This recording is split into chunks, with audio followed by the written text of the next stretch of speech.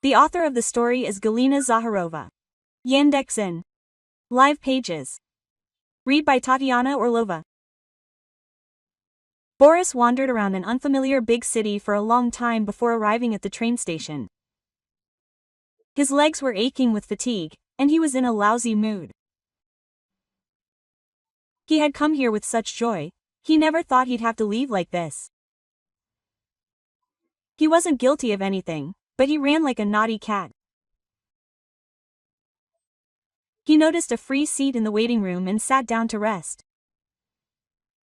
I'll catch my breath now, and then I'll go ask about my ticket. 5 minutes won't change anything. It's good he didn't buy a return ticket in advance. He'd planned to stay for a week. Oh well. When he felt his legs had rested a bit, he hoisted his now unwieldy gym bag over his shoulder and headed to the ticket office. While he stood in line, he watched the bustle of the station and wondered what he'd do if there were no tickets for the train. But the ticket clerk gave him a ticket. True, he'd have to wait over 3 hours for the train. No matter, the main thing was that he had his ticket. He was going home. Boris put his ticket and passport in his jacket pocket and looked around. Someone had already taken his seat. He went outside to the trains. There were benches along the wall of the station building. An express train was waiting at one of the platforms, ready to depart. An electronic board in front of platform 6 displayed the departure time and destination. All the passengers had already boarded this train, because the benches near the station building were empty. The lingering smell of nitrous oxide and road dust mingled with cigarette smoke, alcohol fumes, and the sweat of unwashed bodies. Even the fresh air didn't help. Thousands of passengers pass through the station every day, including homeless people and drunks. Boris settled down on one of the benches, from where he had a clear view of all the boards and platforms. He prepared to wait for his train. In his mind, he replayed the conversation with Galina's grandson, belatedly coming up with the right phrases and arguments, and then he was at a loss. A young male voice spoke freely nearby. Boris looked up and saw a young man standing in front of him, dressed in a formal suit and carrying a small suitcase on wheels. "You're welcome, have a seat," he said, moving slightly toward the edge, although there was plenty of room nearby. He noticed that people were sitting on the other benches as well. The man sat down at the other end of the bench and loosened his tie. Then he placed the suitcase next to him. "Are you going on a business trip?" Boris asked, eager to talk, to hear a human voice. "No, I'm going home from a business trip," he answered reluctantly and glanced at Boris. "I'm also going home," Boris sighed. "Also from a business trip?" the man asked skeptically. "No, I came to visit. I thought I'd stay for a week, but it didn't work out." Boris lowered his head. "What, were they kicked out?" the man asked sympathetically. "Something like that. I'm sitting here, waiting for the Murmansk train. What about you?" "We're unlucky. It'll be a long wait. I have to leave early too. I had to change my ticket." Quote, "What carriage is it?" Boris asked curiously. "I'm in number 11. So, we'll be riding in the same carriage. And what compartment is it?" "It wasn't number 5 by any chance." "5th, the man said incredulously and reached into his pocket for his ticket. He checked it, nodded, and put it back in his pocket. Then he slapped his hands on his knees. "What a coincidence. Did you just buy a ticket?" Quote, he asked, looking at Boris more closely. "After all, we'll be traveling together the whole way." "Yes, I was supposed to leave in 2 days, but my wife called, my daughter is sick." She said she's afraid to even say the diagnosis out loud. She's crying. I had to cut the business trip short and go back. It would have been faster by plane, Boris noted. I'm afraid to fly, to be honest, it's safer by train. At that moment, the phone rang in the man's jacket pocket. The man took it out and answered. Boris turned away, showing by his appearance that he wasn't listening. Hello? Yes, I'm already at the station. And I bought a ticket. I was hoping to. I miss you already. Don't cry. I'll try to get to you. He listened for a long time, looking straight ahead. Okay, I'll definitely call if something changes. That's it, bye. Love. He ended the conversation and put the phone away. The man's mood clearly worsened. He looked straight ahead, thinking about something. Boris was also silent. Just don't pretend you don't understand. Suddenly, the man broke the silence. Don't judge, father, you know nothing. Quote. He suddenly switched to informal terms. And I don't judge. It's none of my business, Boris replied. That's right. I'll tear anyone apart for my daughter. And your wife? Fell in love like a boy. That never happened to you. The man turned to Boris, waiting for an answer. It happened, of course, but he cheated on his wife. He got married, which means he should be responsible for the family. And if she had cheated, how would he lie then? Boris admitted honestly. So, a business trip is a cover. Do you understand? I come here once every 6 months, my soul rests. His gaze clouded over. And I can go on living. And how old is your daughter? Boris asked curiously. 12. And where are you going yourself? Were you on holiday with your children? Did your son show you the door? The man asked vindictively. My son lives in St. Petersburg with his family. He constantly invites me to his place. Why do they need me? They have their own life. I don't want to interfere. That's right, nodded his fellow traveler. My wife died 3 years ago. He married out of spite, to forget his love, and she died. He so wanted to leave for her. He definitely became alone. Or maybe he loved, he just didn't know. Love comes in different forms. No matter, I live. If the pain doesn't, if you take it, it worries you less, Boris shared his discovery. Quote. Did you visit your relatives? The man asked. That's just how humans are. When we're feeling down, another person's difficult situation helps us switch off from our own problems.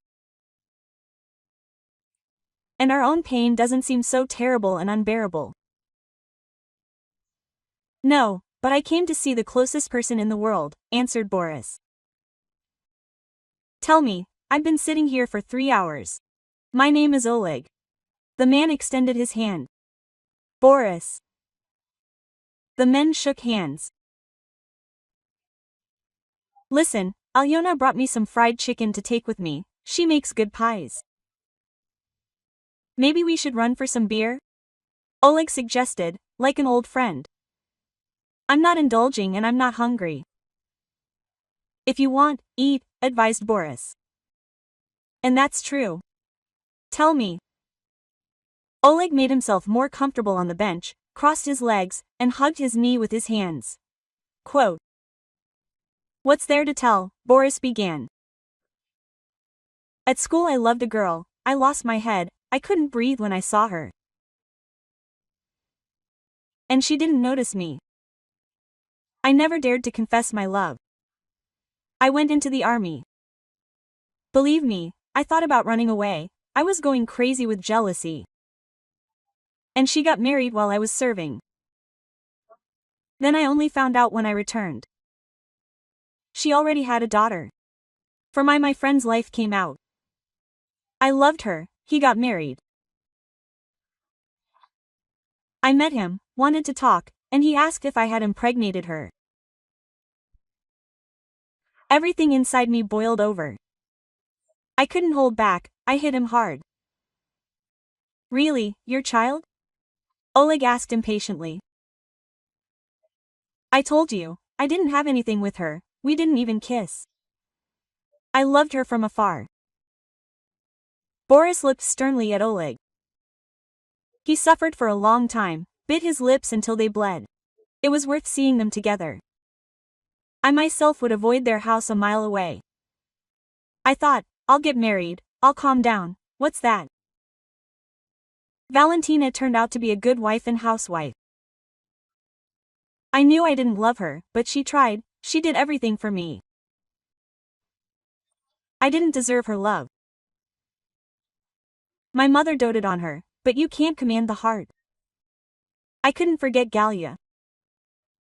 I even wanted to move to another city so as not to see her, but they themselves left for Moscow. It became a little easier. I could breathe freely. Valentina, she gave birth to my son. I was so proud. But we never became a family. I always dreamed of Galia.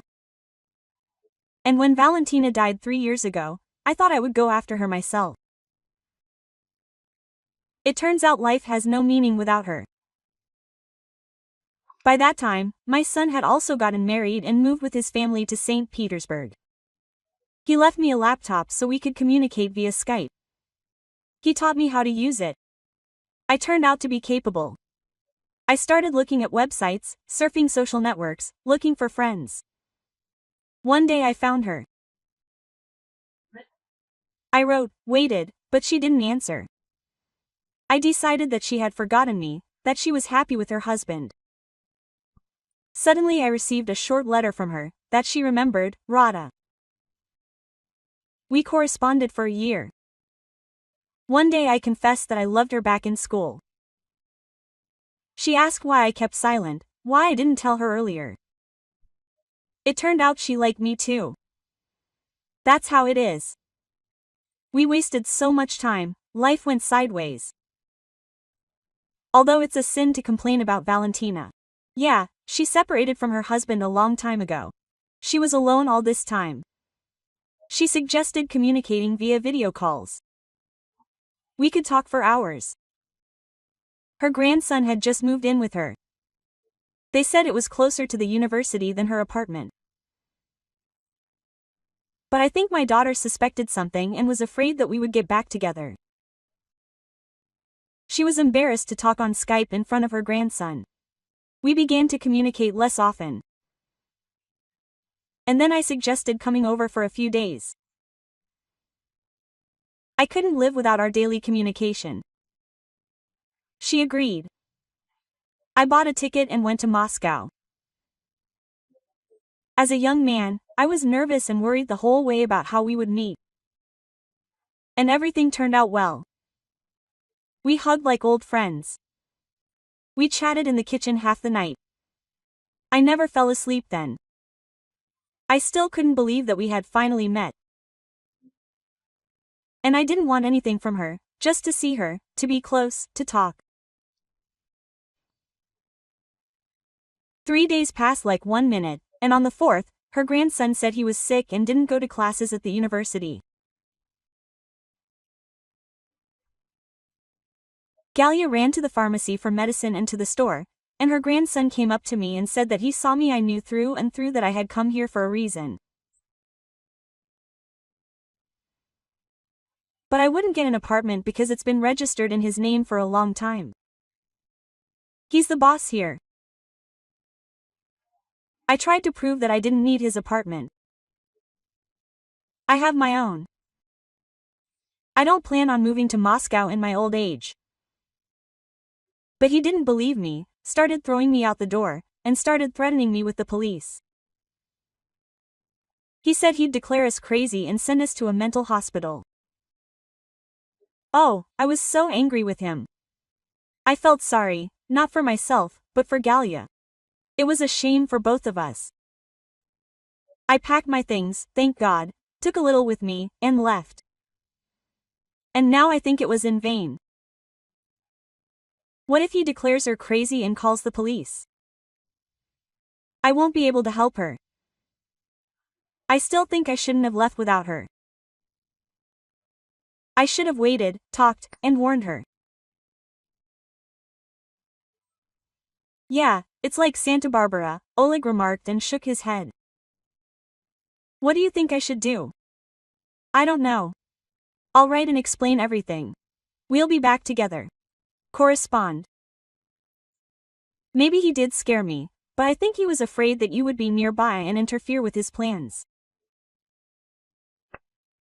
I don't want to think about the bad, but I think your Galia is in danger, Oleg said. That's what I'm thinking too. She returned home a long time ago, and I'm not here. Quote. What did her grandson tell her? And you take care of your family, it's bad without them. Especially since my daughter is sick. We need to support each other. Your wife needs you. Your Alyona is showing her best side while you're on a business trip to see her. But when you come back for good, they've given you money to pay your daughter. He'll change, he'll be different. Boris pointed to the board at the next platform. Our train will be arriving any minute now. Yes, I was captivated by you. Such love. The end of Oleg's sentence was drowned out by the whistle of a train approaching the platform. A crowd of passengers appeared out of nowhere and rushed towards the train approaching the platform. Quote. Go, I'll sit alone for a bit, Boris said, putting his hand to his left chest. Are you okay? Oleg looked worriedly into his eyes. No, go. I'll catch up with you now. Oleg left, and Boris thought. Maybe he should come back before it's too late. No, she's not in any danger. She's his own grandson after all. Boris got up from the bench, grabbed his bag, and headed for the train. He was walking along the train, counting off the cars, when he heard a shout behind him. Quote. Boris. Boria. Boris glanced back sharply and couldn't believe his eyes. Galia was walking quickly along the platform, bending under the weight of her bag. The hem of her unbuttoned coat fluttered at her sides like wings. She kept her eyes on him, not looking at her feet at all. Quote. She'll fall, you know, he thought, and rushed to meet her. Did you run straight from the store? He asked and took the heavy load from her. Pogo, let me catch my breath. She was out of breath from the fast pace, and could not even out her ragged breathing. Why did you leave like that? You didn't even leave a note? Quote. She asked finally. I've been living with you long enough already, it's time to call it a day. Quote. Boris looked away. Your grandson told you something. He was jealous, and you believed him. Galia, it's better this way. For whom? For everyone. I shouldn't have come. Aren't you happy to see me? Galia asked quietly. It was a shame I came. Something in Galina's voice made him look at her more closely. Boris looked at the bag in his hand, guessing the purpose of her arrival at the station. You didn't come to see me off, but to go with me? Boris asked, confused. I can't lose you again. Yes, I decided to go with you. Do you mind? You're not joking? And the ticket? What am I saying? Let's go, we'll try to come to an agreement. The two of them, holding hands, walked along the train. Girl, help. It's a matter of life and death. The love of my life has come to see me. Think of something. It so happened that she was late and won't have time to go get with the ticket. I'll thank you. Boris took the last of his money from his pocket and handed it to the conductor. Two pairs of eyes, well worn in life, didn't look at her in mute daze. The conductor hesitated, and then waved her hand toward the carriage door. Get up, I'll think of something. They didn't even try to hide their joy. Helping each other, they entered the carriage. Life is lived, but there's still a little time left to share an unexpected, late happiness. Now it's perfectly clear to me that I've been coming to you for a long time, and you to me. Some thoughtless confidence, hidden deep beneath our ignorance, brought us together. Like two lonely birds, we soared over the great plain, obeying some heavenly calculation. And all the years we've lived together were needed so that we could finally meet. Once met, it's impossible to part completely. Dear friends, if you like this story, please like it, write a comment, and subscribe to our channel. A story for Tatiana Orlova, author of the story Galina Zaharova, Yandex Sen, and Live Pages, have read you.